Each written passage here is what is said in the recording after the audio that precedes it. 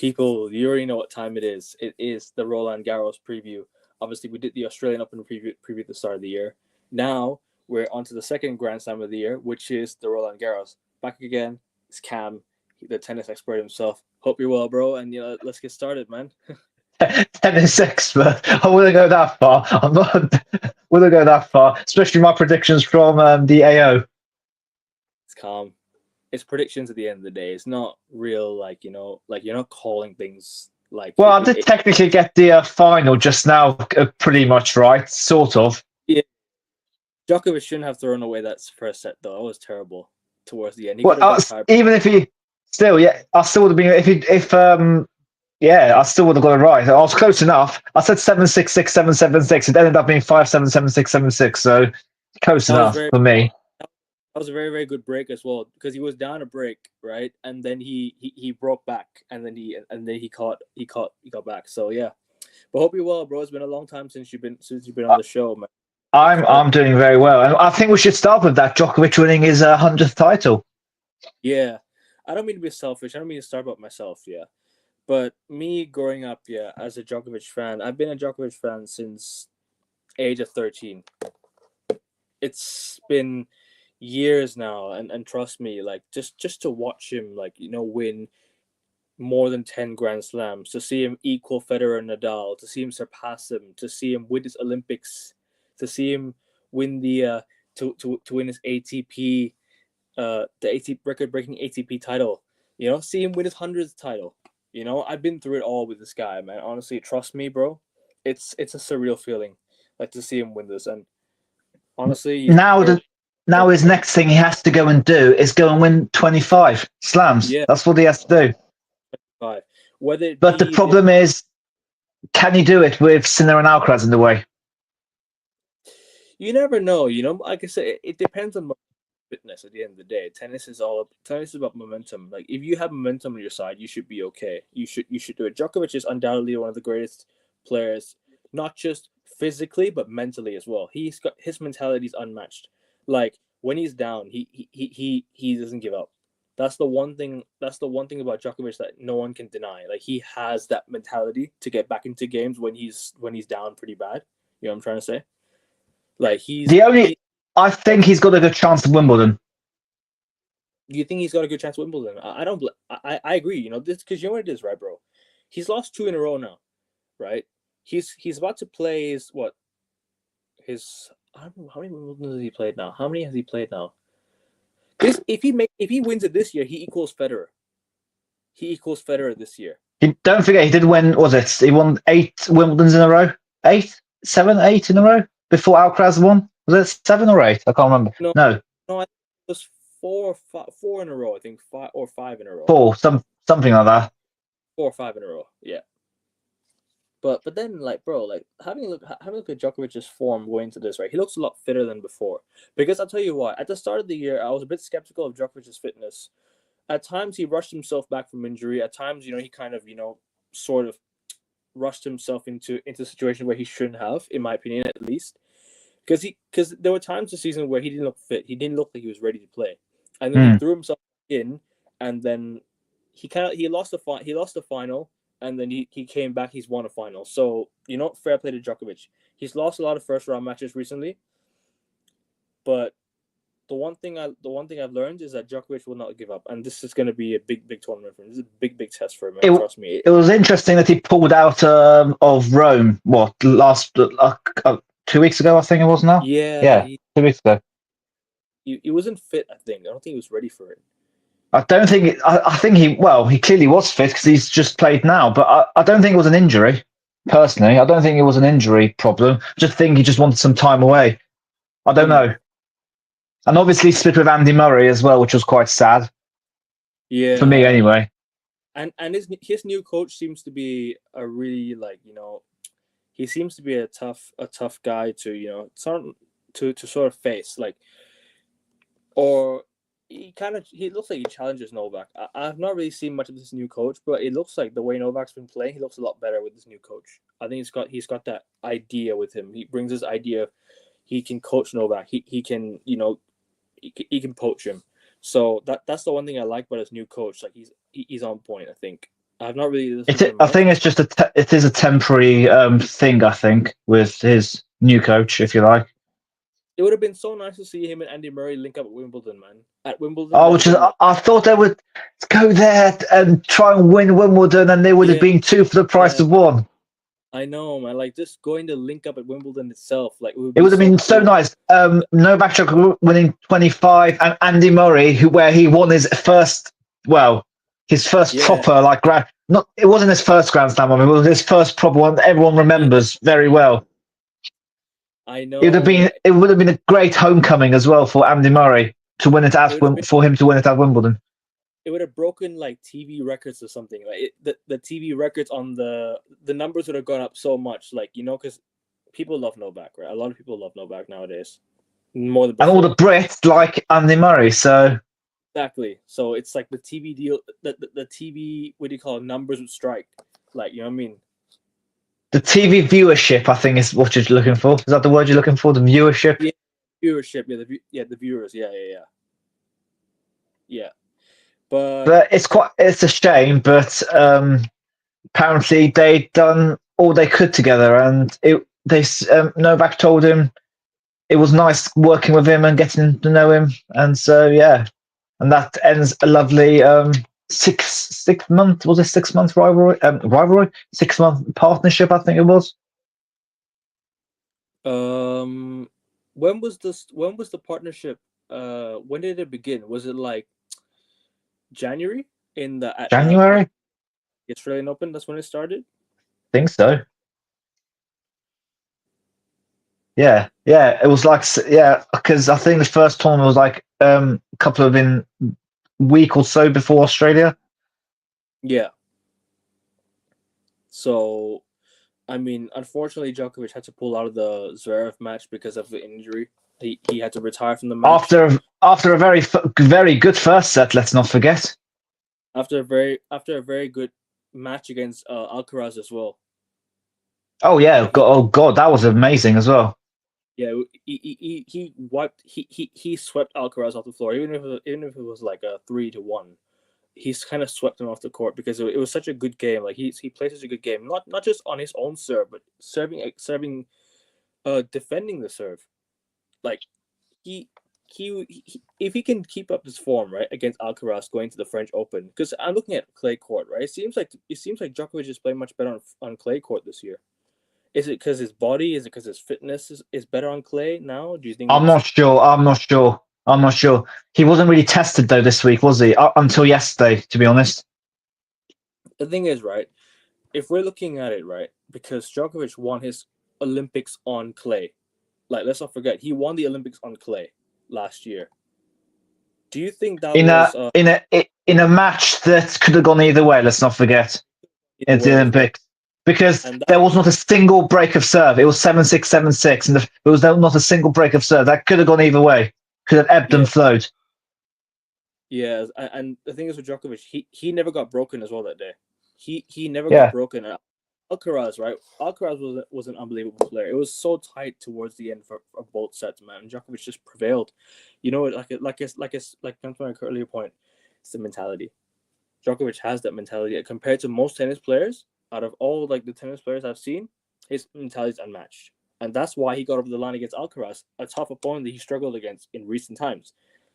Yes, clay court is not his strongest, but at the end of the day, he had to win his Olympics. He had to win his Olympics, man, and he got it. Like Have you not heard if he he might come back? Have you not heard he might come back to LA sorry, in 4 years? He's gonna apparently he might return in 3 years' time for LA. yeah. I'm hearing he might play. He might play in LA. LA is clay court anyways, so it's not clay court. I'm sorry, hard court. I think he should be Yeah, okay for that. I think he should play he's that. gonna be what 40? I think he'll be 41. 41. Yeah. Jesus Christ. No, that's fine. Honestly, I'm in for it, bro. I'm in for it. I'm in for it. I would love to see Djokovic play at the LA, but anyways, talking about his run, yeah, to the final. I just brought it up earlier, yeah. Djokovic has a run of this is his projected run in the Roland Garros, yeah. So he starts off Hmm. with McDonald. He starts off with McDonald in the first round. What's his name? Hold on, let me have a look here. Is it Mute. Quinton? Is it Quinton McDonald that he's playing against? Hold on, Sorry? Mackenzie McDonald, you mean? Mackenzie McDonald. Sorry. I was just seeing Mackenzie McDonald. Thank you, Mackenzie McDonald, and he's playing Mute in the second round potentially. This is just like projected, yeah. And then he plays Shapovalov, who he's played before many times, Medvedev or Humbert in round 4. In the quarterfinals, maybe Zverev. Semifinals, potentially Sinner, and in the final, Carlos Alcaraz.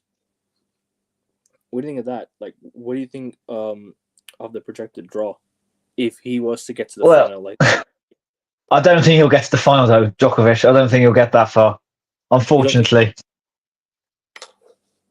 I think maybe he gets to the quarterfinals against Zverev, maybe. Okay. And he loses. I think he said I think he said maybe Medvedev was before. Medvedev was round 4. Round 4. Now that would be a big game. That would be a big game for a round 4. Because usually that's a match that would be played semi-final at Grand Slams. Medvedev Djokovic. Yeah, didn't Medvedev like lose really badly like recently? I think I saw him like lose like really badly to someone. I forgot who it was. Like he lost in like 3 straight sets. Or I don't remember what it was. He got destroyed the other day. Can't remember. Not from the top of my head. But let's not forget Medvedev's got a tough first round game as well. Yeah. Against Norrie, who just played very well up until yesterday when he lost to Djokovic. Casper Ruud, he lost against. That's the one. Madrid. And no, sorry. Monte Carlo, he got destroyed by Alex de Minaur in 6-2, 6-2. That was the game I'm looking for. That's the one. Yeah, he got completely destroyed. And before that, in the Miami Open, he lost 6-2, 6-3 to Jaume Munar. Yeah, but that Jaume Munar, you're playing against an established clay court player. Right. He's Spanish, let's not forget. Yeah, Spanish. And Spaniards love playing on the clay. Yeah, they do. But do you think Medvedev has a good tournament potentially? Cameron Norrie is very, very tough. Very, very That's tough. what I'm saying. That's after what I saw yesterday. Norrie, he's dropped down the ranking. He's now the British number 3. But the last few days he came through qualifying to get to the semis. He's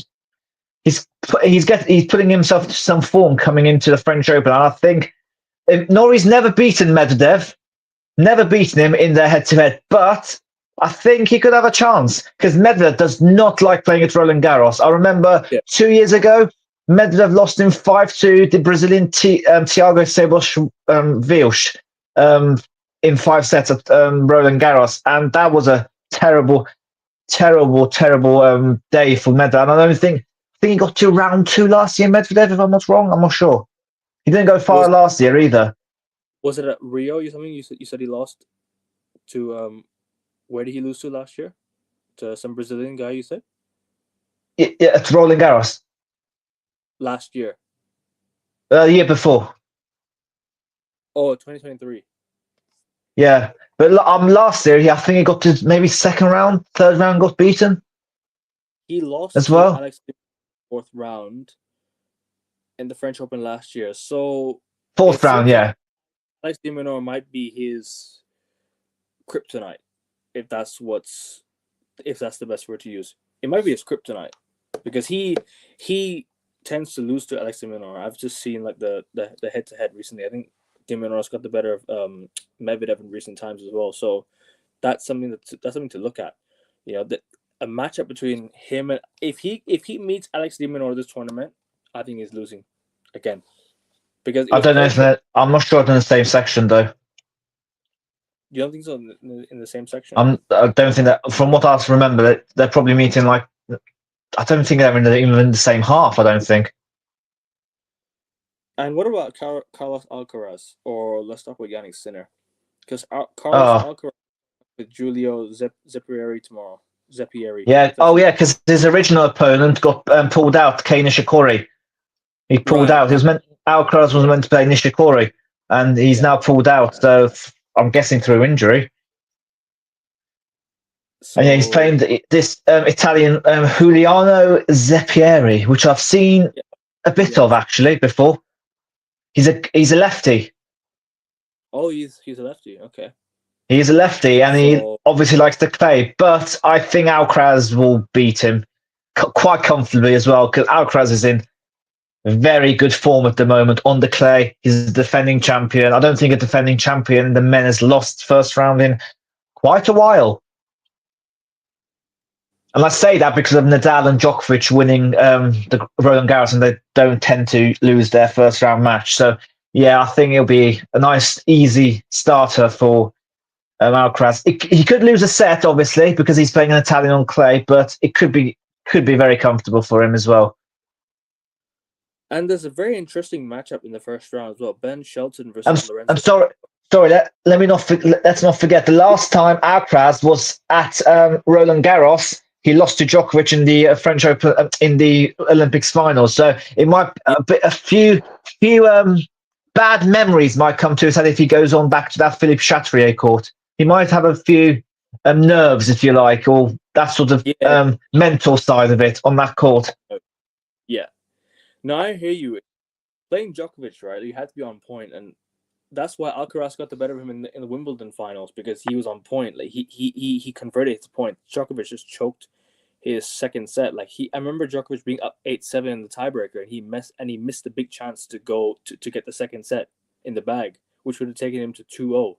So yeah, I remember that 2023 game. That still hurts me till this day. But listen, gotta move on. Well, the And Wimbledon also, final, you mean? yeah, 2023. Oh, 2023. what a bloody game that was! What a match that was! That one still hurts me till this day. To be honest with you. No one will forget the 25-minute game in the third set, fourth set, third set. Yeah, No, yeah, yeah, third yeah, set. yeah, yeah. I remember that. I remember that. That was. I remember what it was like, second set or something. Second set. Where Third that set, I was at. think. Yeah. Third, third set. Do Yeah, you I remember was. when Djokovic went to the net post and absolutely smashed his racket on us as well? I don't remember that part, but I remember that Djokovic. I remember there was a long game, like 25 minutes. It was one game.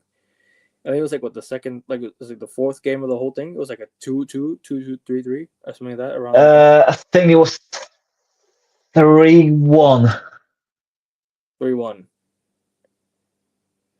But yeah, it's still a long way to go to Wimbledon. But anyways, um, where do you see Alcaraz making? Where do you see him? Where do you see him ending up, Oh, Alcaraz? oh, I think he defends his title and wins it. You think he wins the title? He's my nailed-on favourite to win it. Let's go to Jannik Sinner now. Jannik Sinner obviously coming back from the suspension, making the final against Alcaraz in the what was it? It wasn't Hamburg. It was what was it before Rome. that? Rome. Yeah, and then he lost to Alcaraz quite badly as well, I think. From what Yeah, I saw. 7-6, 6-1. Yeah, 7-6, 6-1. I mean, Good Alcaraz and first set, but terrible second set. yeah, it seems like Alcaraz and Sinner is the more it's the more common, like it's the more common matchup now, because obviously them two are dominating tennis in terms of like their how would you call it, in terms of the where they came up and who they've come up against in recent times. Aside from Djokovic, these guys are facing each other constantly. Like it Hmm. seems to be the common theme now, because you know when you have two of the best tennis players in the world on really good form, like obviously Sinner with the Australian Open this year, Alcaraz yet to win a slam this year, obviously still a second slam, but could it be Alcaraz's tournament again? Do you think you think it's Alcaraz versus Sinner in the final again? Do you think Sinner makes the final? Like you said backstage, what do you think of Jannik Sinner at this tournament? Where do you think he ends up? So I think he can end up at least quarterfinals, semifinals, at least.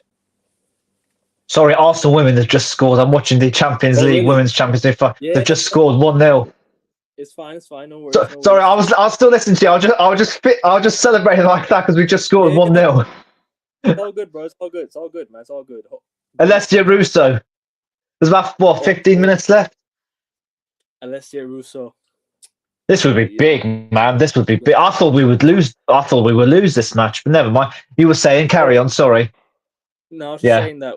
Where do you think Jannik Sinner and Alcaraz end up? You need to be a matchup again? You need to be a matchup again? Where do you think Jannik Sinner ends up? I'd love it to be the final, to be honest. But the only problem I have is Sinner. He's only played what 4 matches, 5 matches since his ban. Is he going to be fully fit for 5 sets? Is he Yeah. going to be fully fit? If he plays someone like a Draper in the quarterfinals, or I don't know, I can't remember his run, but or if he plays a Djokovic in the semi-finals, is he going to be fit to go? Yeah. Because let's not forget, we got that little fact that Sinner has never won a match that's gone over 4 hours in his career. Hmm. I don't know. I just feel like he physically might not be at it at the moment because he's coming straight in the deep end. He's got a good start against first round. He plays the Frenchman Arthur Rigdennesh, but from there on in, he'll have tougher matches.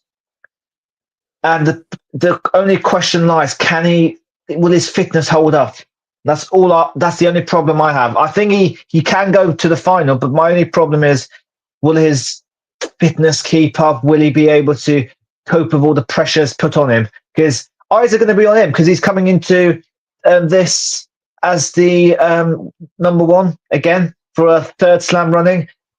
It will be a year since he would have been world number one because he was world number one. He became world number one at last year's French Open when Djokovic had to unfortunately pull out. Yeah, that's So unfortunate. all eyes are going to be on him. Eyes won't be on Alcaraz, I don't think. All eyes will be on Sinner. Fair enough. Fair enough. If you had to give your early prediction, right, before we do close on a bit, yeah. What's your early predictions? Do you have any shock predictions to make? Do you have any like predictions along the way? Like, what's your bold shout for this tournament? Do you have any like underdogs? Your Well, favorites? I'd definitely say Jack Draper has a very good chance to get to the final because he's been in very good form on this clay court. He's looking very good. But again, my problem with him is 5 sets. He's had problems playing 5 set matches. But hopefully he's been in the gym, working out, getting his body in good shape. But again, if he's fit enough, I can see him causing a bit of a stir in the draw. And let's not forget Casper Ruud as well. Casper Ruud, two-time French Open final. Two-time French Open. But the problem is, if he plays Jannik Sinner, we know what happened the other day. Absolutely got annihilated 6-love, 6-1. So Yeah, we don't know. you just never know what can happen, can you? In tennis. And No, don't forget, Casper Ruud did get bageled by Nadal in the final as well. So yeah. What's your early prediction? Like, who do you think will win it? Do you think Alcaraz is going to win it again? Alcaraz. My prediction would be Alcaraz all the way, easy peasy. I'm backing my guy Novak Djokovic. I know it's lazy, but listen, You're boring. You're boring. you always gotta back your guy. You know, like someone who's been through it, won it all. Someone who's just won recently on a clay court as well. Obviously, Djokovic winning his 100th title. It took him a while to win his 100th title because he's lost a few finals along the way. But listen, like to win it the way he did when he was down a break, I have no doubts that the French Open should be something that he can target because it seems like his best game is now on clay. I don't know why, but I'm looking at his clay court performances. It looks so much better than his hard court performances and his grass performances as well. Forget the grass and the hard court, right? The clay court seems to be his strongest point right now, and that's something I never think I'd say because Djokovic is usually on the hard court is the best player in the world and grass, but on clay court he struggled most of his career. But then again, like forget what he's done in his career. Talking about today, he's looking a lot stronger on clay. But why do you think that's the case though? Because for me, like I'm looking at his fitness. I think clay court requires a lot of fitness, but at the same time, like I guess he grew up on clay in Serbia. He's been around clay courts all his life. That's the only thing I can think of. He grew up on it. He's played on it. He's won a few. He's won a few Roland Garroses, Yeah. and he loves playing on clay. It's like he's got a nice marriage, if you like, with the clay courts. I guess Mhm. that's the only thing I can think of. And he likes playing. He likes this time of the year as well. He's got his French Open and he's got Wimbledon straight after as well. He's like this time. He likes this time of the year. This is his favorite part. I would if you were to bring him on this stream right now and you would ask him what part of the year's season is your favorite part, he'd probably say this part. You got French Open, Wimbledon, easy peasy. He just needs to win one more Wimbledon to equal Federer, and and one more Wimbledon and one more US Open to equal Federer. Like, he's literally got one more to win in both these Grand Slams to equal Federer. But unfortunately, he's not going to equal Nadal in French Opens. No. I'm not looking to equal Nadal in French Open. That's too much of a stretch. Nadal's dominated clay court. He's dominated the French Open like it's his own name. They should rename it. Maybe Alcaraz could catch Nadal. I don't know. They should literally rename the French Open court to Rafael Nadal, because he literally dominated this court. Well, you mean change Philippe Chatrier Court to the Rafa Nadal Stadium? He's never lost there. Well, maybe he's lost a couple games to Djokovic. I mean, he's lost one game to Djokovic in the semi. No, I definitely know he lost one because I watched it. He's lost in total 3 matches at the French Open in his career. 3. He's lost 2 of them to Djokovic, and one of them to I forgot his name years ago. I forgot his name. What was it? His name. The guy that beat Nadal, like massive underdog. He beat him. You mean Robert Söderling? Oh no, that was the Federer. Sorry, that was Federer. Söderling. It was one of those games where he lost on French Open soil, but I forgot who he was against. I'm not trying to be disrespectful. It's like I was like some random guy from like years ago. I forgot his name. I can't. Oh, hang on. I'll be able to Google it. I can bring it up. Don't worry. I can bring it up.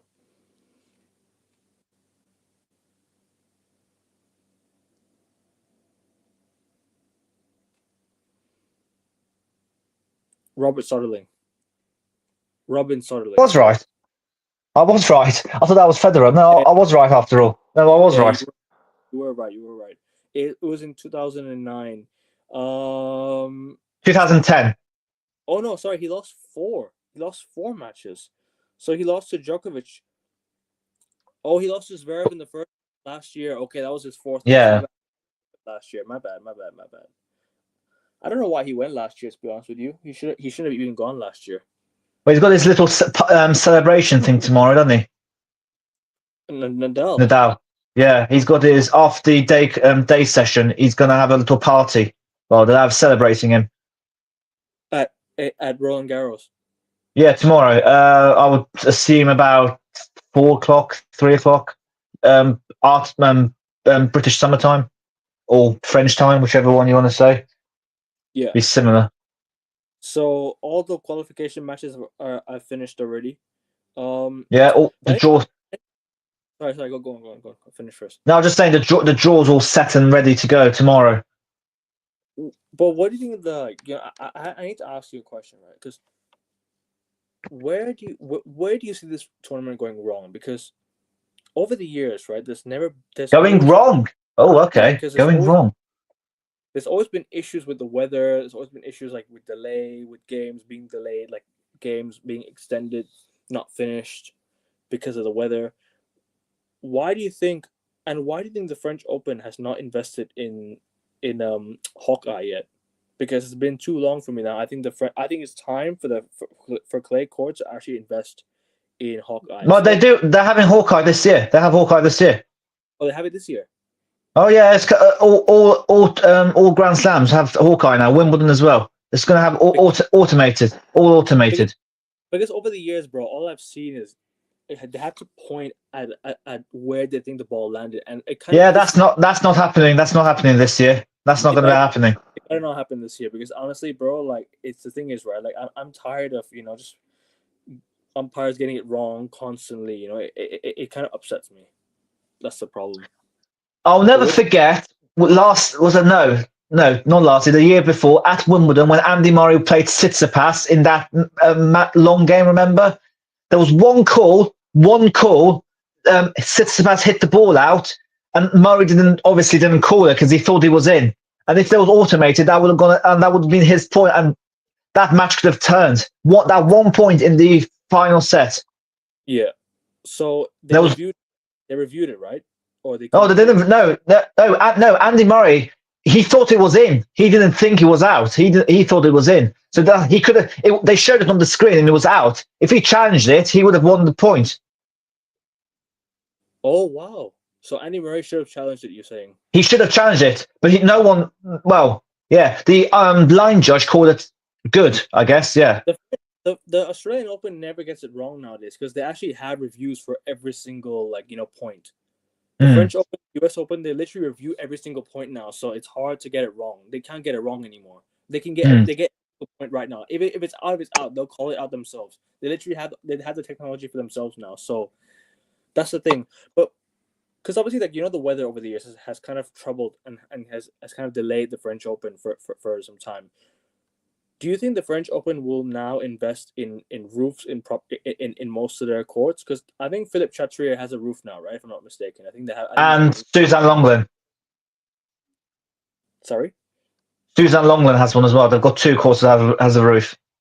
Okay, but they did that. They did that because of the Olympics as well last year. So they made sure both 2 courts have a roof. Yeah, about time. Honestly, it's about time they actually got it done. But last question before we close out, yeah. What do you think Djokovic needs to do to win this tournament? Just from a personal level, what do you think he needs to do? Because obviously he's kind of struggled. What does he need to do? Oh God. He struggled with fitness. He's kind of struggled, not mentally, but he's kind of struggled in terms of competing against the pace of the game. But what do you think he needs to do to win this tournament? If he had a shot at winning it, if he was to have a shot at winning it, he just has to go out there and just play the game like he always has done over the years. Just go out there and do as he has done when he's played his big rivals. He knows the court. He knows if he's got the experience on his side. He knows how to play on the clay courts. Just do as you do, and you'll beat whoever's at front of you. Sinner, Alcaraz, Zverev, Fritz, Draper, whoever. You'll beat him. He'll beat him because he's got the experience. He's got the know-how. Even if it's 3 sets, 4 sets, 5 sets, he'll do it. In my opinion. Fair enough. And just quickly over to the women's. I was going to say I'd love to see the women because I've got no idea who's going to win the women. I have not a clue. I mean, to be honest, Sabalenka's there. You've got Zheng, who was Olympic winner. I think she won the Olympics. Yeah. And Zheng did just beat Sabalenka last week in Rome. There's Nina Stojanovic. I remember her from Djokovic's. She was Djokovic's partner at the Olympics in Tokyo.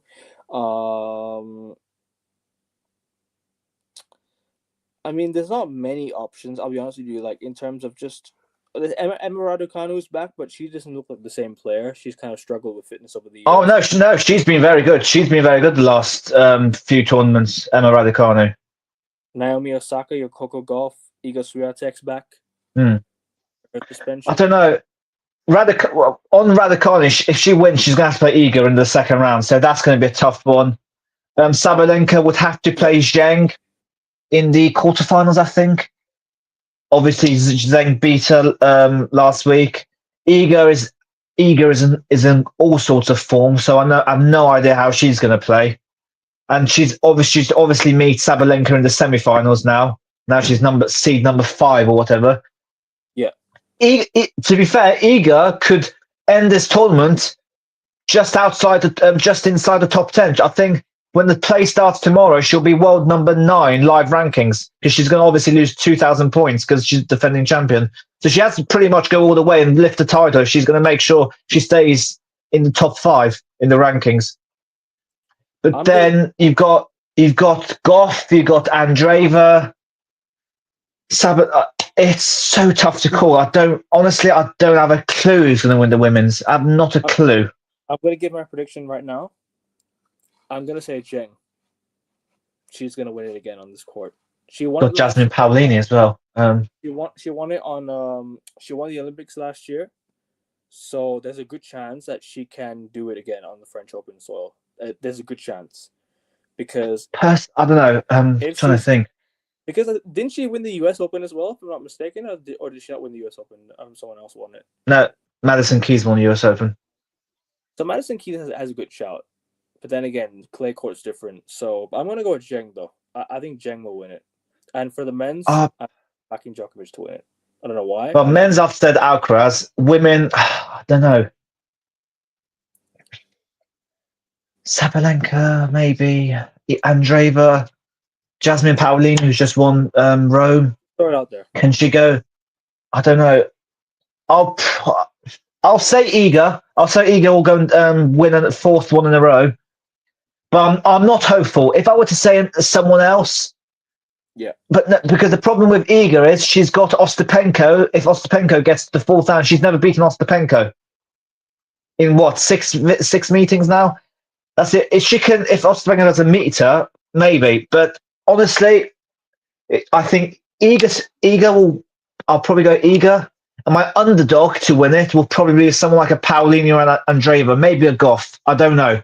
But I think one of the top 10 in the world will win it. In the top 10 in rankings. One of them will win it. But I don't think we're going to have some random person like Madison Keys winning it again. Sorry, bro. There's another player I forgot to throw out there. Leylah Fernandez. Another player I forgot to throw out there. Nah, she's out of form. She hasn't been playing well recently. She's out of all form. What up, Potapova?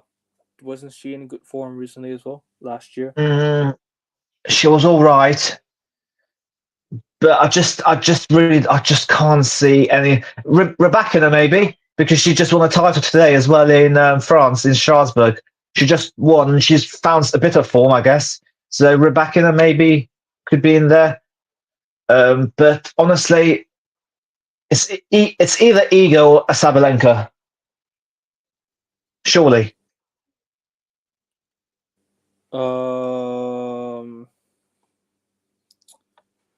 You said sorry, who Rebecca what? Sorry? Rebecca.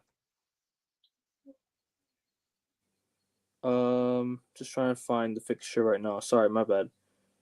She's playing Osaka. No, yeah, I think she might be playing Osaka first round.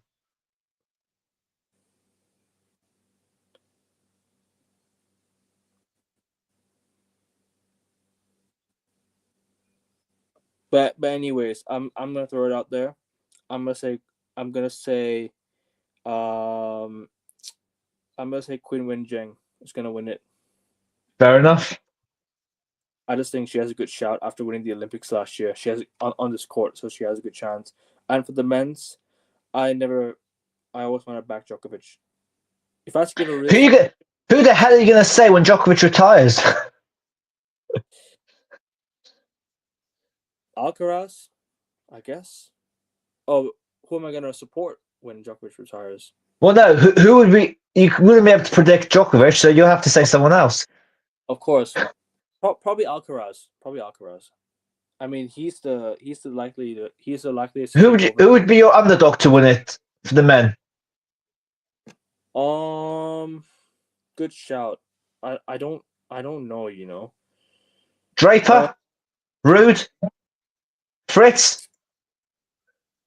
Taylor Fritz maybe has a good shout, but I don't know. Tommy Paul, who got to the semis of Rome. Lorenzo Sonego, I don't know. Alex Zverev. Mazzetti has been playing very well. Zverev maybe. Casper Ruud again. Casper Ruud has a good shot. It's impossible. Maybe we should do a show after before the second week starts, maybe, and review the first week or so. I think Medvedev's an underdog. Gael Monfils is decent on this court as well. Why don't we do that? Have a show halfway through the tournament.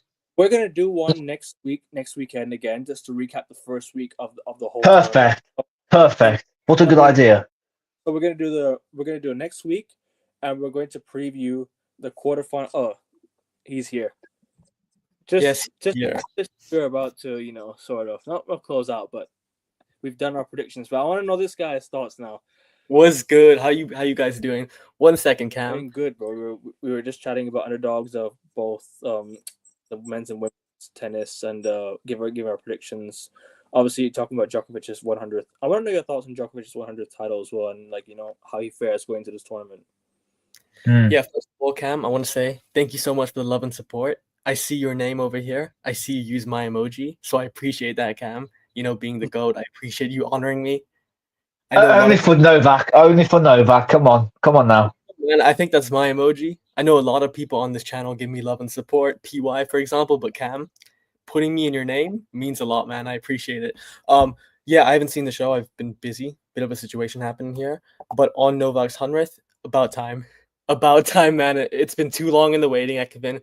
I know heartbreak, horror, agony, tragedy, but finally, you get what you deserve, Ekvin. Djokovic gets what he deserves as well. And as I'm sure both of you have said, and if you follow the AO streams, he's the GOAT.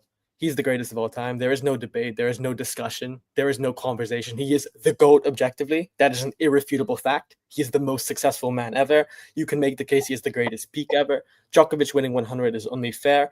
And hopefully, look, I love my man Roger. I have Roger's gear. I have Roger's rackets. I have Roger's posters all over my wall. But it would be fitting if Djokovic could chase that 110 number, beat Jimmy Connors. It would be fitting. Do I think he'll do it? Probably not. But I would love it. So no, but I think he's got 106 in his sight. I think he wants to get Federer first. He doesn't want Federer to have anything whatsoever. Yeah, come on, Djokovic. Give Roger something at least. Hopefully, Roger can keep that Wimbledon record. Well, hopefully, Wimbledon and US, and you can take the US Open record, honestly. No. Ekvin, give us the Wimbledon record. That's all we want. No. Take the Arsenal are about to be Champions League winners as well. Well, what's new, bro? What's new in the world of Arsenal? Anyways, but yeah, Djokovic, happy for him, man. I'm sure, Ekvin, you must be happier than me. I'm gassed. Yeah. As you should be, man. But yeah, I want to know your thoughts on obviously everything going to this weekend, obviously the start of the French Open. There's been it's a very interesting first match that we haven't spoken about actually. Ben Shelton versus Lorenzo Sonego is actually a very good first match to potentially watch. That's night session tomorrow as well. Night session tomorrow. That's actually the first. Wait, is that the first game? No, it's not the first game. Sorry. No, it's the night. It's the night session tomorrow night. Tommy Paul serves the first game, but I want to know your thoughts on obviously. I want to know your thoughts on what do you call? Just when you're back, yeah. Questions for you, yeah. And that was a good pun, by the way. Intended or not, it was a good pun. Sorry, what did I say? Ben Shelton serves the first game. Did you not hear yourself? No. I was saying Tommy Paul serves the first game. Yeah. It was a good pun. No. No, I don't get it, but you don't get it. Serve tennis. Okay, fine. What are my thoughts on the French Open in general? Just this year, and how do you feel going into? I think it's very obvious, Cam. I know we had a discussion on the next big four. I don't think there is a next big four. I don't think there'll ever be a big four that replicates or emulates what Roger, Rafa, Nole, and yes, I have to include Andy Murray in this, but what Andy Murray did during the 2012-2014 run, I think it's... No, Andy Murray has to be there. He was the best of the next, the best of the rest of after those three. Come on. Exactly. Point in case proven. Best of the next. Sorry. Congratulations on the Arsenal Women's Champions League, by the way, Cam. Really well deserved. Sorry, I'm doing two things at once. I'm really emotional for them. Did you just win? Cool. Yeah, they just beat Barca. Oh shit! Congratulations. The best team in the world as well, by the way. Yeah. What a great win. Yo, congratulations, Cam. No, but thank you. But Andy Murray cannot be disrespected here. We have to talk about him as well in the big four because he was there. He helped the other three out and get into semi-finals and all that. Sure. I mean, but he's closer to Wawrinka and Alcaraz and Sinner than he is to Djokovic, Federer, and Murray and Nadal. Well, of course. We're just gonna add that. But yeah, onto this, I don't think it's a big four. My point was I think it's a big two. And I think it's an Alcaraz Sinner big two.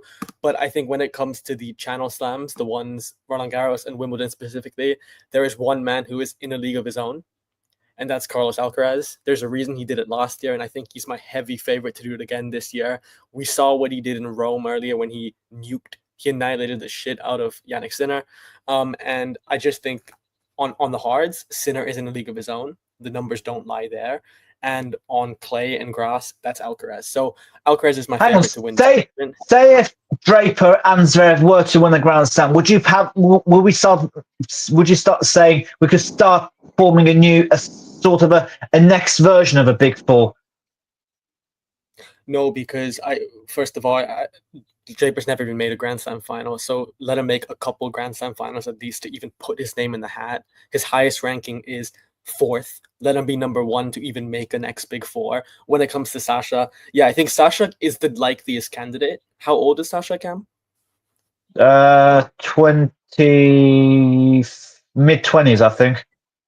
Okay, so if he's mid-20s, yeah, you know what? I'll give you some credit there, Cam. I don't think it's a bad shout. I think after Alcaraz and Sinner, Sasha is the likeliest guy, but he has to get that burden off his back. He has to finally jump the hump and win his first major.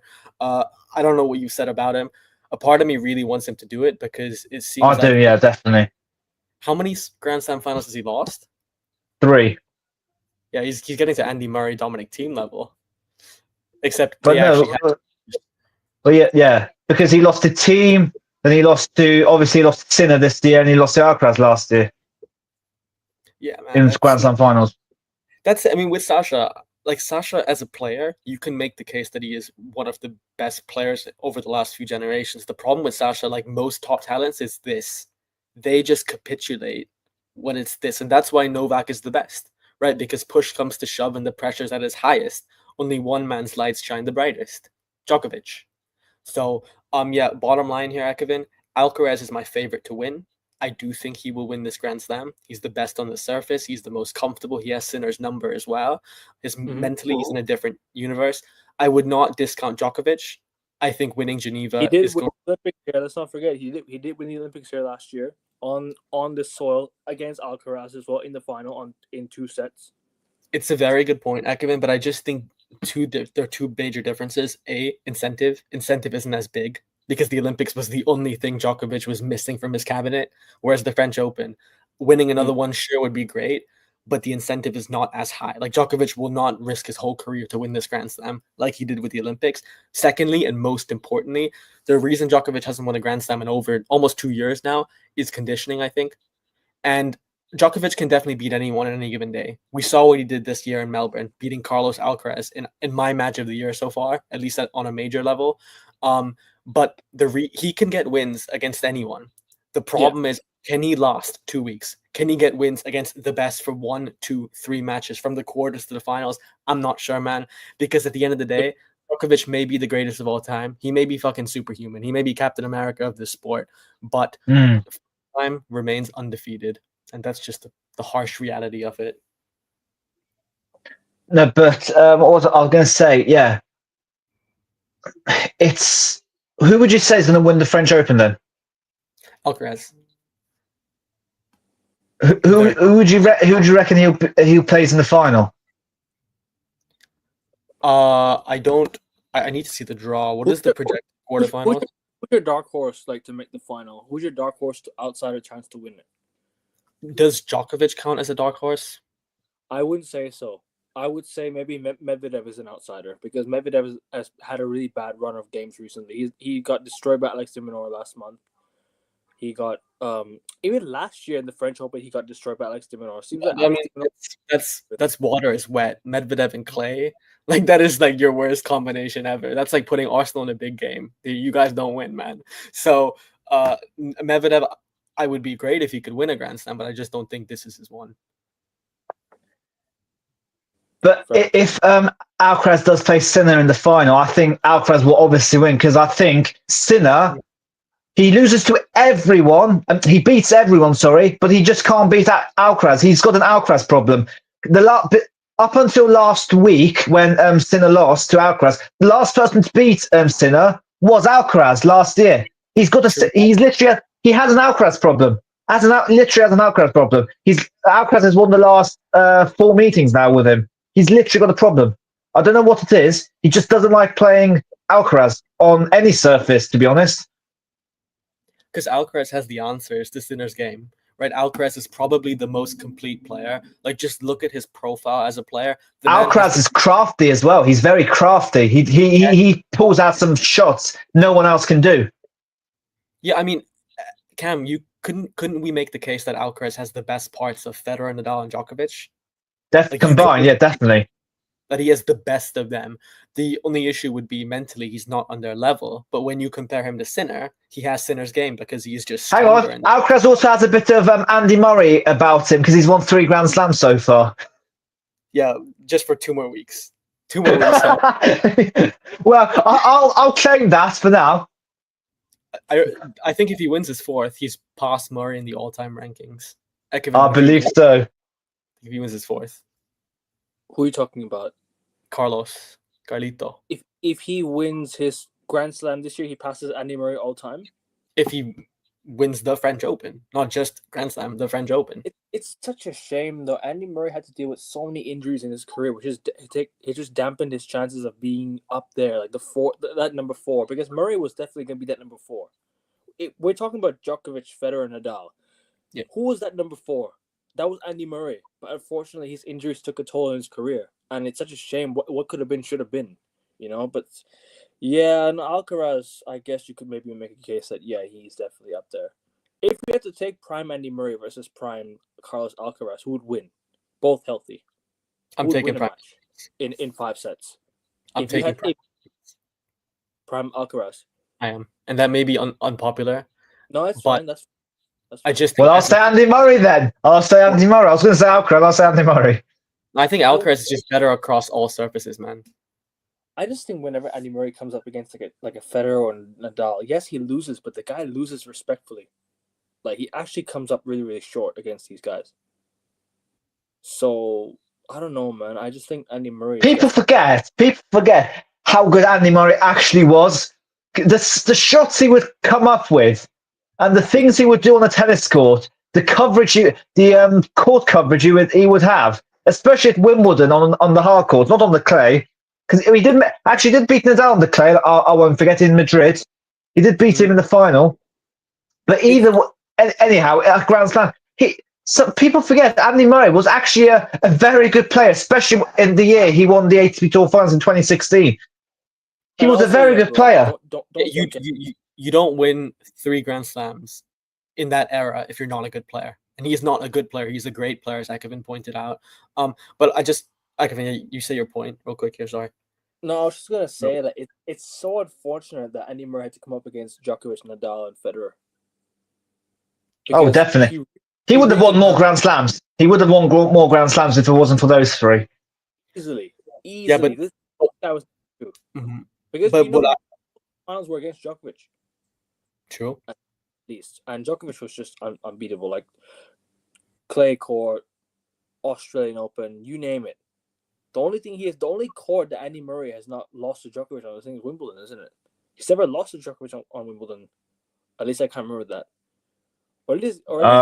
Don't think. I'm pretty sure. Sorry? I'm pretty sure you're right. No, I think because they only played each other one time, right? If I'm not mistaken, they played one time, and that was the final in 2013. And that was the day I became a Djokovic fan.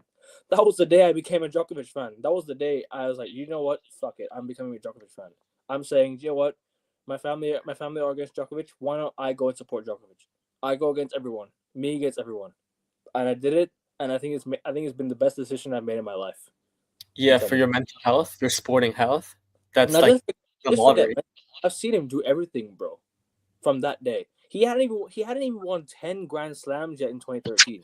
Deep it. He hadn't even won 10 Grand Slams in 2013, and this guy is now won 24. Like, I've seen him do pretty much everything, bro.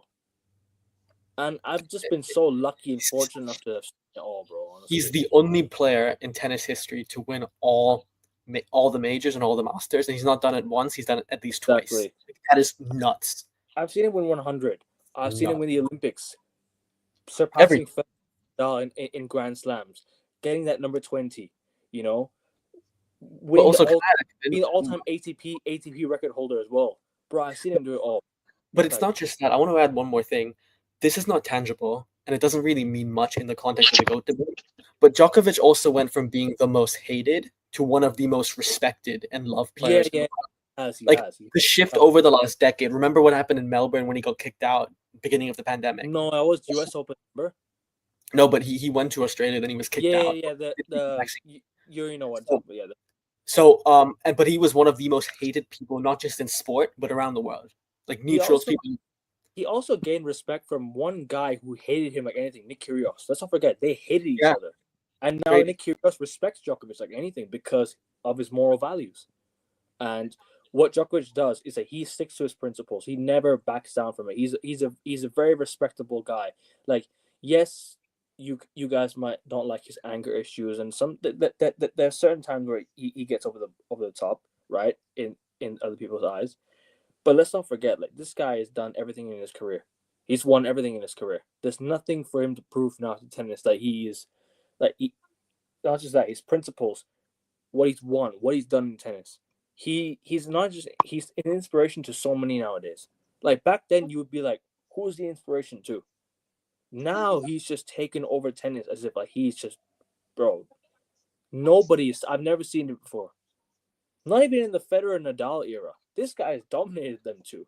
He has a winning record against Federer and Nadal as well. Let's not forget. He has a winning record against them too as well. We can talk about Federer in his prime, Nadal in his prime. But what about Djokovic in his prime? You know? This guy's prime was just, I would say, pretty much the same, around a similar time to Federer and Nadal's prime. I would say Federer and Nadal's prime sort of ended before, just slowly after Djokovic entered. But even then, like, come on, them two were still dominating tennis with Djokovic.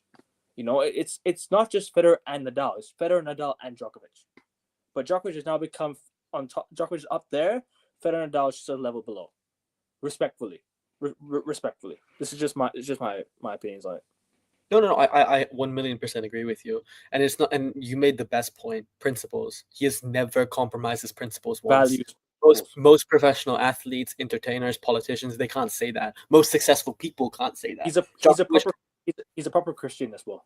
Djokovic, yeah, he actually is. Like, a lot of people claim to be that, and of course, we'll never doubt someone's faith ever. But he actually personifies those values really well, of peace, compassion, even with the PTPA, wanting to, say, hey, tennis is a very elitist game. Let's change that. Let's provide more opportunity. Let's make sure wages are more fairly distributed. Get my guy every time. Sorry, go on. He never folds, and he never folds under the pressure. And he was willing to retire. He was willing to say, hey, I'm not taking that COVID vaccine. For right or for wrong, I'm not saying we're not endorsing the COVID vaccine or saying it was bad, but that's a man of principle. And that's a man who prioritizes his family and his faith over anything. And that's why he's the most successful man. He risked his tennis career for the sake of that vaccine. It was the biggest gamble ever. I mean, we all knew he was going to break the record if he played, but he was like, no, I'm sorry. I'm a father first. And that's a winner. That's a champion. He has his life there. They held him hostage without a phone, without anything for a long time just because he didn't take the vaccine. They treated him worse than most of the world's worst criminals. Think about that. More than his enemies, his haters in the crowd. That's worse. Yeah. But I mean, it just what Djokovic has done is remarkable, and Kevin, you're right. I mean, he's had to overcome so much adversity. Sorry, go on. Yeah, and especially like not just even outside of tennis, even within tennis. Like, dude, this duopoly between Federer and Rafa, that's what people were talking about for nearly 2 decades. Like, none of the mainstream media wanted Djokovic involved at all. They're like, this guy's a spoiler. He's an outsider. He's fucking up this perfect rivalry between two polished and maybe perfect people in Rafa and Roger. Djokovic said, nah, screw you. I deserve to be here. And I don't just deserve to take part. I deserve to take over. And that's what he did. So kudos to the man. And Kevin, that was, I think, the best decision in your sporting career. Because, man, he is the one that's given you the most joy, I think, among all of your... Well, the Boston Celtics gave me joy last year. But I mean, in terms of frequency... Before the next series, up until the next series, I'd say they were giving me the most joy as well. And even then, like United, in my early days of my career, of my life, like when I was a young kid, Mm. supporting United was also a great decision because they were winning stuff as well. But Kevin, I mean it in terms of like frequency, in terms Oh of how yeah, of course, I would assume he's of course, and even Ronaldo himself, like as a fan of him, like just having to watch, like sometimes people don't take what they win for granted because you just never know, when it could all go away. So it's just it's like you kind of feel blessed in a way, and that's what I love. But what do you think Djokovic needs to do to win the French Open if he has to? If he was in within a shot to win it, what would be your ideal sort of scenario, or ideal sort of, how do you picture it? How do you think he wins it? And why would he win? he needs to be very ruthless. He needs to serve very well. I know it's clay, but he has to serve very well. And he cannot. Usually, Djokovic, when he wins slams, there are a couple early matches, Ekevin and Cam, where he kind of has a couple blunders. He loses a few sets. Yeah. No name players. One of the first set, he actually had the chance to take it to tie break, and he did a double fault to give Herbert Hurkacz the first set. So yeah. Sorry, go on. No, you're 100%. It's a great point. You're 100% right. And no, I don't want to disrespect them, but these are no-name like players Djokovic shouldn't be losing sets to. So, when you face these no-name players, you have to ruthlessly win. You have to ruthlessly reign supreme, because what people don't understand is, yeah, it's great for entertainment and shows perseverance, confidence, mental strength, but over time, it adds up. And that weighs on the body towards the end of the second week of a Grand Slam when you lose these opening sets where, hey, shit, I've played 5 hours extra than Alcaraz or Sinner. And that messes with you. And for Djokovic, who's also older, who has a body deficit in general, what he needs to do is he needs to win these early rounds very easily. He also has momentum. He's match fit. So there is no real excuse for losing these opening sets. And then by the time he faces the top seeds in the quarters, in the semis, hopefully in the final, then he'll be ready. But he just needs to make sure his conditioning is peak. Otherwise, in terms of ability, in terms of mentality, there is nobody I trust more in tennis than Novak Djokovic. In fact, I'll go one step further. In terms of mentality, there's nobody I trust more in sports than Novak Djokovic. Mentally as well, physically as well. I don't know, physically, but mentally in sports, I think Djokovic has the best mindset in sports history. Yeah. I hear it. But early predictions, and you said Alcaraz would win. Who is your outsider? I'm going to stick with Djokovic. I think he is an outsider. Okay. Agastia, can I ask you, how far do you think Draper will go? Jack Draper. I obviously haven't watched much of him during the clay season because of my injuries and issues and shit. But I hope for his sake. Actually, Cam, I'll ask you, how far do you think he'll go? I think he go to the quarterfinals and play Sinner. I think he has a good chance of beating Sinner. I think he has a very good chance. What's Why his not? draw? I have no idea what his draw is. That's the problem. I don't even know myself, but I know he's got a fairly decent draw up until the quarterfinals, obviously. Yeah, you would hope he gets past those. I think quarterfinals is what he should definitely get. Anything else would be nice. This was Djokovic's projected. What do you call it? This was his projected draw. Yeah. I'll show it to you. So it's McDonald in the first round. It's Mutate second round. Shapovalov third round. Fourth round, either Medvedev or Humbert. Fifth in the quarterfinals is Zverev. Semifinals Sinner. In the finals Alcaraz. That's projected. If Djokovic was to those last 3 matches are hell, man. Yeah, those last 3 matches. And then let's not forget, Sasha Zverev is a very underrated player on clay. Was it 2021 or 2 when he was against Rafa? And he got injured, second or third set. I think he would have beat Rafa that year had he stayed fit, because it was in such a rich vein of form. What was it, like 2020? No, it was I think 2021 or 2022.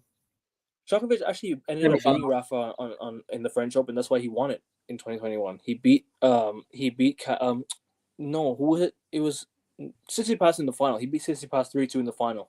Came back from 2 sets to love, right? Yep, and that was the day Tsitsipas, bless him, his grandmother passed away. So yeah. No, but on Draper, Cam, it would be nice to see him do well. Obviously, he is my He is my underdog to get to the final and win it. What a nice place to win your first Grand Slam. He's already won the Masters 1000 on the clay, so why not go and win the Grand Slam on the clay as well? Who says no? I think Alcaraz says no. So literally, yeah. But Alcaraz did beat him on the clay the other week in a very good match. Actually, it was a very close match. damn.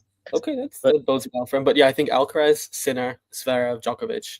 Those are my 4 favorites. And the introduction of Hawkeye, finally. It's been a long time coming since the Hawkeye would have been introduced in clay court. Because you and I have spoken plenty of times that they keep on guessing where the ball lands, and it's kind of costing players. But now they finally added Hawkeye on the clay court. And you happy with that now? You think that's going to help benefit tennis going forward? Yeah, it's a no-brainer. And again, I'm all for tradition. I love keeping traditions. I think it's great. It's beautiful to honor your heritage and history. But if you can replace your tradition for something better, it's a no-brainer. So welcome to the sport, Hawkeye. Or to Roland Garros, sorry. Yeah, and they had to work on, obviously delaying matches this year, because if it rains, and there's going to be a long delay for matches. That's always the problem with the French Open, and even Wimbledon in a way. Rain.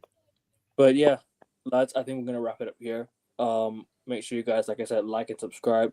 Cam, do you have a channel that I can shout out or anything? I don't have it. No, I don't have a channel. No. Okay. No worries. But I'm gonna get you guys on next week again. I think for the first mid tournament review. Yeah, mid tournament review. So I think Like we did that for the Australian Open, Augusta. Remember, we did the first week. We did the predictions for the for the first week. We talked about the first week. Quarterfinal, semifinal, final predictions. Our stream together, the 3 of us, one of my favorite streams I've ever done. Like the first stream we did together was legendary. So next time we run it back, I'll be there at the beginning. God willing, I'll be there at the beginning. So it's not like an interview for me.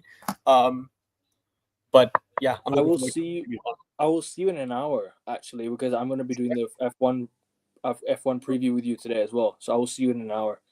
I've got 3 more shows left. This is my first of 4 that I'm doing in a row. So yeah, this is gonna be a long one. You're crazy, man. Crazy commitment, bro. Gotta do what I gotta do. And I was on Rasta's channel. Shout out Rasta. Yeah, I was on his channel for 4 hours today, early in the day. Because you know what happened, right? So basically, I went gym right in the morning, and then I came back, and he was live, right? And then I said, let's stay. And then I said, stay live. I'll be there. Don C, big up Don C, and King hopped on the show. We did a long 3 hour, like 1 hour, 2 hour, just 3 hour discussion. I was just like, it was good vibes, man. And I think we might do this show every single week now. We actually formed a panel, so big up to Rasta, big up to Don C, big up to King every single time. And Augusta, I will see you in an hour, yeah? For the preview. Yes, sir. But before we go, I didn't hear your predictions, guys. I said Djokovic because I'm backing Djokovic as always. It's my guy. So I said Alcaraz. Okay. And for the women, I said I've got not a clue. Anyone. I said Iga, but I went for Zheng. I went for Jen because she won the Olympics here. So I'm like, you know what? Why not consider a rich vein of form on fair court and go on, give us the women's winner, Agustia. Yeah. What's your prediction for women's? I hate to be boring here, but I'm gonna pick Iga. Come on, okay. I have to. She is like the queen of clay among the active women. Although she's in a bad run of form and she hasn't won a title since last year's Roland Garros. It was 5 hours of madness. Facts. It was 5 hours of madness, bro. Big up to you, man. Big up to you, bro. Yeah, we'll be there. Big up to you, Don C, every single time, man. Cam, it's the best time to reverse that, right?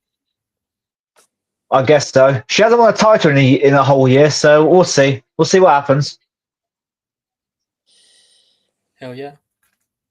But anyways, lads, I am gonna close out because I do have to go and I have to do a show with the one and only Josh. So I will see him in a bit. I will see you guys next week. Gusty, I will see you in an hour for the F1. Cam, thank you for hopping on, bro, and big up to you every single time, man. Next week, hopefully, we get better results, and let's see, we can review our... And enjoy the first week of Roland Garros. I can't wait. I can't wait. People for watching, like and subscribe to the 15 days of madness. Yep, 15 days of madness. I can't wait. But anyways, people, close to 270 subs, 4 subs away. If you could sub, that'd be great. Leave a like in the video if you've enjoyed it. Subscribe to the channel. Show some love to the panel here. They've taken the time of the day to hop on and talk tennis. It's been a while since we've done a tennis show, but listen, we're back and we're gonna do more. So, people, that's us for now. I'll be back literally in a few minutes. So stay tuned. Like, share, subscribe. Take care.